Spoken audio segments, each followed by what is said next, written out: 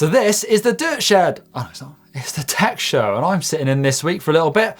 So we've got all the news, we've got bike caves, but let's kick it off with the latest in tech news.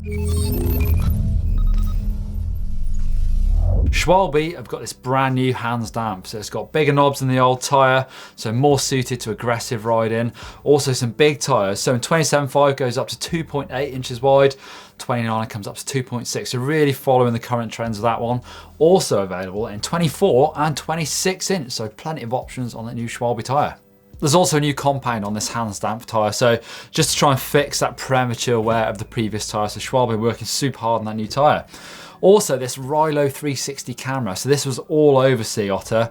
You get some great image stabilization, so a lot of people in the past have relied on gimbals with something like a GoPro to really smooth out the riding, and you see that all over Instagram. Loads of pro riders use that to a great effect, but actually this camera takes away that need at all to run a gimbal, so it fits on all your GoPro mounts, looks like other POV cameras, so nice and small, makes it super usable. So you get that great quality footage, but it's also really easy to edit these videos trail side. Plus you don't need the highest quality computer to do it. So super user friendly this camera. I'm sure we'll see lots more of it in the future. So take a look at this video from Sea Otter all about the Rilo 360. Okay, so we're out at Sea Otter. I've just bumped into Richie Schley, who's just showed this a really cool Rilo camera. Is that right? Yeah. Yeah, give us a bit of a lowdown on this, because this looks like something pretty special to me. Well, it's a Rilo 360 cam, and basically it seems to be able to do things that no other camera can do. Like the stabilization, you no longer need a gimbal. You can mount it anywhere on your bike, on your body. It can be have quite a bit of movement, and the stabilization is crazy. The other thing is, because it's 360, you're capturing everything, and you're not getting that typical distorted look that you get with 360 cams. And the kicker of it all is you can quickly, inside their app, make a crazy edit that looks like a professional did it. It's amazing. So this is sort of stuff you could do like trail side, get it up on social media pretty quickly. Is that the intention? If you've looked at my social media game went like this when I got this camera, because it's pretty simple to use once you get the hang of it. So tyre inserts are a hot topic at the moment. We saw it at the first World Cup in Croatia. Lots of the riders were getting problems with punctures, but actually most of them were still able to ride to the finish, if not a little bit slower than normal. I think definitely at steeper World Cups, they won't actually lose quite so much time at the bottom, but obviously that race was quite flat at the bottom, so they still did lose a bit of time. So we're seeing things such as the Cush Core, Pro Core from Schwalbe, and actually I was just in Lake Garda at the show there, and Mr. Wolf have got their Banger, but also their Smart Move. So it's a lot of people trying to solve this problem of tyres going flat and ruining races. Pro downhillers now are often seen with them full time, but also enduro races. So let's take a look at some of the other cool stuff I saw at the bike festival in Lake Garda. So we're going back to 1994 for this one. This is a Specialized stunt jumper FSR S-Works. Take a look at it, it's still a good looking bike, I think. What really stands out for me is just the size of the tubes. Everything looks so weeny compared to the modern bike, especially when you compare it to the carbon version now. 26-inch wheels, of course. We've got these really cool Onza Canty brakes. Doddy's actually got a set of these on his desk at the moment. Take a look at that really early on Fox suspension units, and actually got that Specialized carbon fork up front. So you've got 50mm travel on the rear with that Fox Alps 4-shock, 46mm up front. Take a look at that stem, it's absolutely massive. I don't have my tape measure, but I'm guessing sort of 120mm maybe, but actually it's made out of titanium. Super cool back in the day. Suntour thumb shifters, and it's 3x8 speed. Now take a look at this bike. I've not seen this brand before. This is the RDR Italia, a carbon cross-country hardtail, handmade in Italy. So custom size, custom angles. Take a look at it. It's 1.3 kilos for that frame. The whole bike comes in at about 7 kilos. 3,700 euros for that frame. Of course, it's a custom, really exotic bike. Some really cool features to this as well. Take a look at that seat post and the bar, that's also made by the same company, but also the design of the frame. Those seat stays come super wide at the back. Actually a very cool looking bike. So Scott is a company that's been around for 60 years, and this is a bike from the mid-90s, actually the glory days for myself, when I was just getting into riding mountain bikes and downhill and devouring all the magazines. But actually I don't remember a lot about this bike, and the Scott guys don't have too much information. Other than I do remember the Scott team at the World Cups was a big team. There were people like Johan Engstrom, and they rode this bike. Take a look at it, it's pretty out there. It's also in that bit of history from down on mountain biking when people thought the big seats were a good thing. It didn't last very long. Check out those 2 seat posts you needed to hold on to this saddle. The SDG Big Boy came around as well and people got rid of them straight away. I actually remember the Scott team riding this bike but with a normal saddle and seat post. Also, take a look at these 2 shocks. So it's a single pivot bike. And as far as I remember, one of the shocks dealt with the damping, probably that one, and that one was really just a spring. So it's a pretty crazy bike. Also, you've got that head tube. You could swap out that insert to mess around with the angles. You've got a Marzocchi shiver on the front of this, which is actually a bit of a later fork. I think that's more like 99, 2000. Very heavy fork. That actually worked kind of well if you didn't, if you tried to ignore the amount of flex that was coming off those forks. So, really old-fashioned looking bike now, but back in the day, it's a pretty innovative bike. So let's take a look at some of your bike caves, and first up is George H. This is exciting, it's the first time I've done this. So George says he's 14 years old and met Blake and Sam the other day at Pease Lake. He's in the end of Sam Pilgrim's video. Cool. We've got a bench, got his spare tyres. All mountain bikers have tyres everywhere, that's one thing that I've learned. Got his helmets hanging on the wall, some spare bars. I like it, George, you got all the essentials, got your spares, you've even got a vice on that bench. Got your tools, good. Looking after your bike, I hope.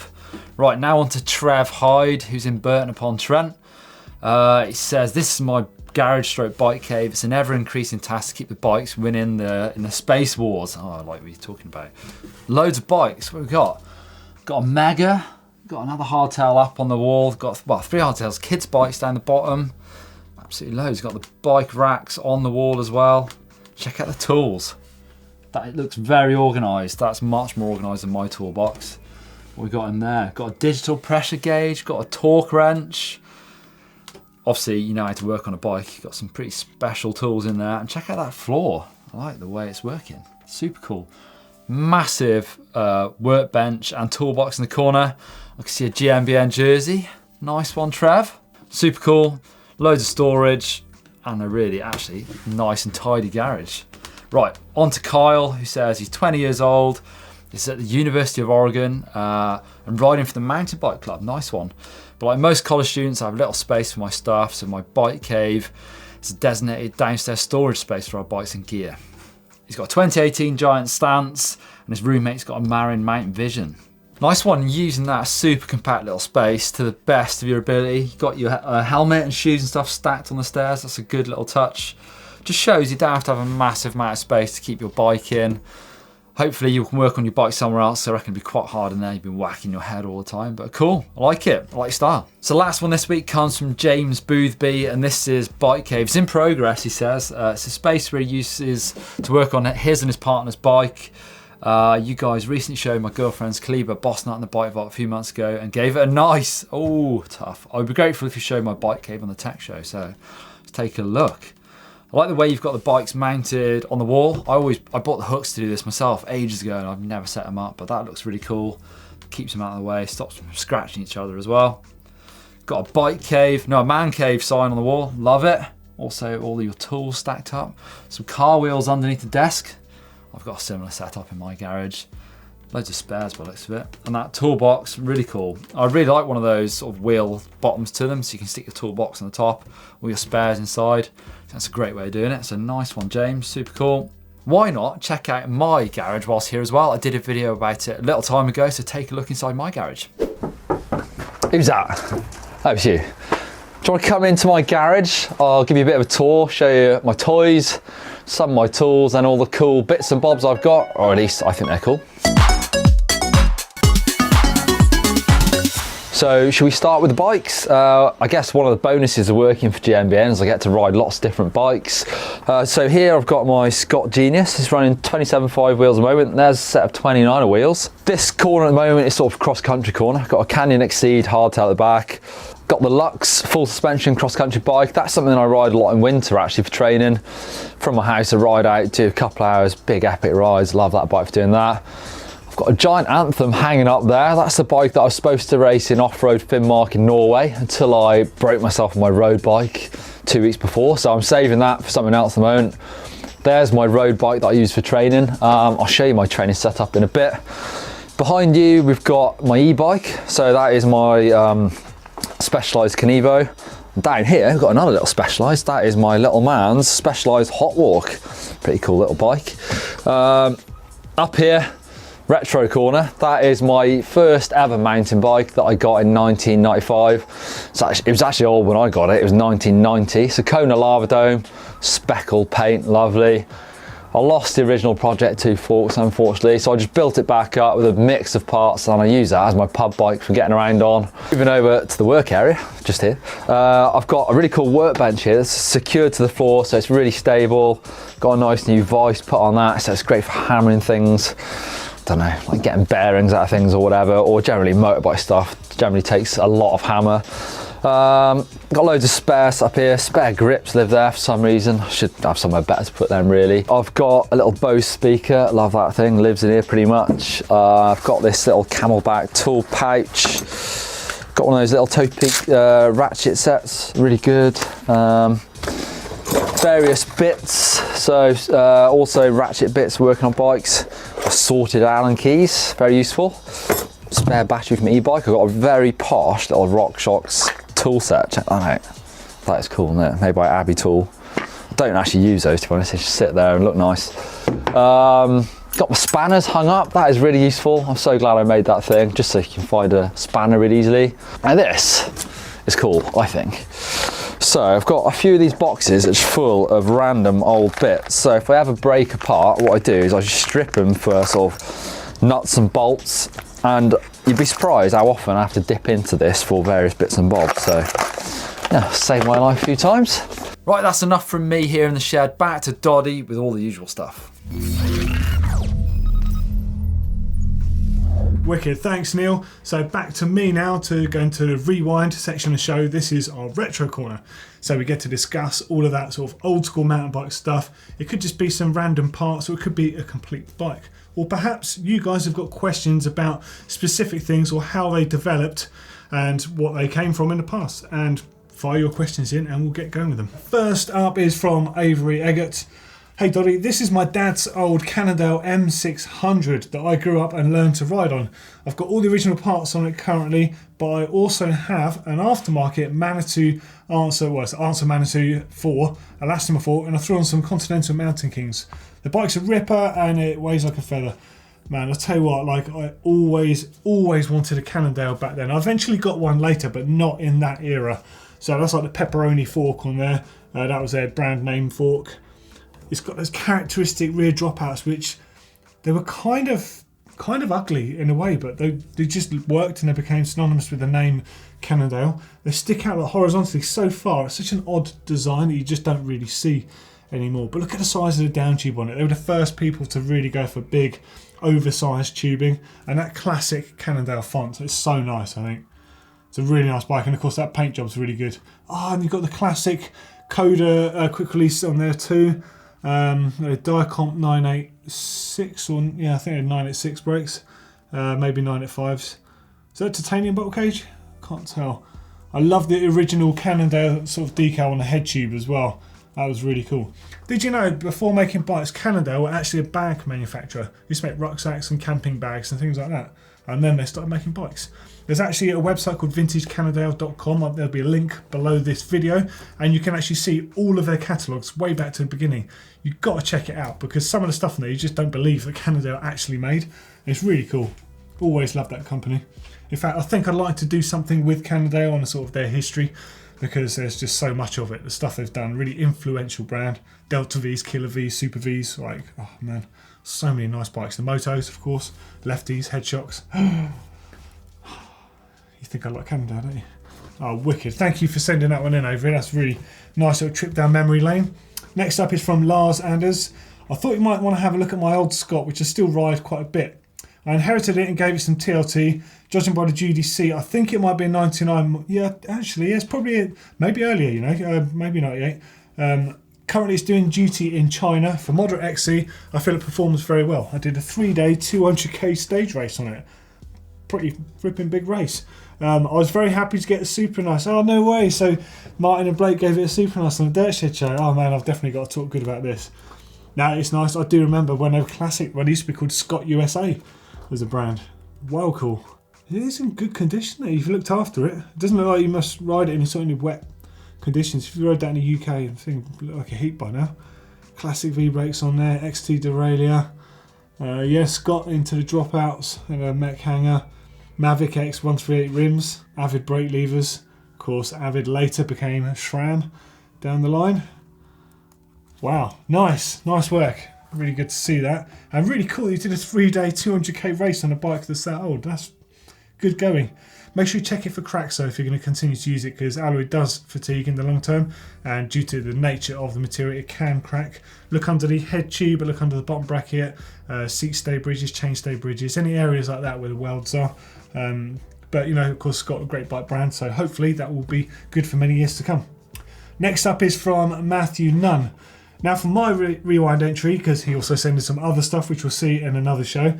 Over the summer, between fishing and uni and moving out to China for a teaching job, I've been working in a bike shop, and a customer brought in what I believe to be a retro Trek full suspension bike in immaculate condition. I'm only 22 years old, so I've never seen a bike like this. I thought it was pretty awesome and worth a share. Yeah, no, thank you for sending that in. Trek Y11, or no, Y22 I think it's called. Wow, yeah, no, that is amazing condition. So it's a unified suspension design, which makes me shudder, to be honest. The bike looked really cool, and it was OCLV carbon tech on the front triangle. But basically the unified thing, effectively suspension only really works when you're sat down, because your pedals are on one part of the bike where your body weight is, and the pivot is in front of all of that on the front of the bike. So it works really well when you sat down. As soon as you stood up, you're basically stood on a hardtail. So kind of good if you didn't want a suspension to activate when you're climbing and doing stuff, but not so good if you wanted a nice active suspension system. However, they are kind of nice in their own sort of way. They look a little bit like a guitar, I think, actually. I think I've seen someone with a custom painted one that looked like one of those flying V guitars. But yeah, you're right, it is in absolutely immaculate condition. Got the original Alps shock on there. I don't remember it coming with that fork. I think that was the Judy XL or Judy XLT, so twin crown fork, but it wasn't a downhill fork, it was just a regular trail fork. Might as well RockShox was going through a strange patch, I'm sure. You know, they've done that over the years. But wow, amazing. And it looks like got smoke and darts on there, so Panaracer smoke and dart tyres too. Another classic. But still, nice to see it. So thank you for sending that one in, Matthew. Also, I want to show you something very cool. So one of the new guys at work left a little present on my desk for me. He's not giving me them, but I need to show you these because these are still in their original box. Onza HO brakes. Now, I never had these the first time round, so it's really nice to see these. So I remember a few people that did have them. The cantilever brakes made by Onza. Yeah, so check these things out. Obviously, like they're beautifully made. They're CNC'd from aluminium, but that was also a problem there because they used to crack. And in fact, this particular one has got a crack on it, which is obviously why you've still got them lying around. But the chill pill is actually the thing I remember almost more, because if you had a bit of money back in the day, you'd buy the Onza brakes, and it came with a chill pill, which was basically a posh straddle cable holder. But if you didn't have the money, you'd buy the chill pill and either put it on your brakes or put it on a bit of leather or wear it around your neck. That was like early bike fashion. I'm sure there's some retro people out there that still got chill pills. There's probably one or two that wear them around their neck. I saw some people at Sea Otter wearing some old retro bike gear around their necks as jewellery. So in fact, actually, has anyone made any sort of jewellery from bike gear, a chain around your wrist or anything like that? Send it in. I'd like to see that, because it was really big to do that in the 90s, and just a nice little trip down memory lane with those Onza brakes. There were a lot of different brakes back in the day, like the IRDs, Diacomp 985, 986, Graftons, Speed Plays. There were so many. It's one of the trick things you got on your bike. Of course, today we're all about disc brakes because they work a lot better, but still, real nice trip down memory lane there. So now it's time for Top Mods, where we get to see all those modifications you guys and girls have been doing to your bikes out there. Now, last week we saw someone who custom painted a Rocky Mountain, and would you believe it, someone else has replied with a Rad-On Swoop. So this is from Marzeb, who gave his Rad-On Swoop 170 black and gold paint job and a new Atlas bar.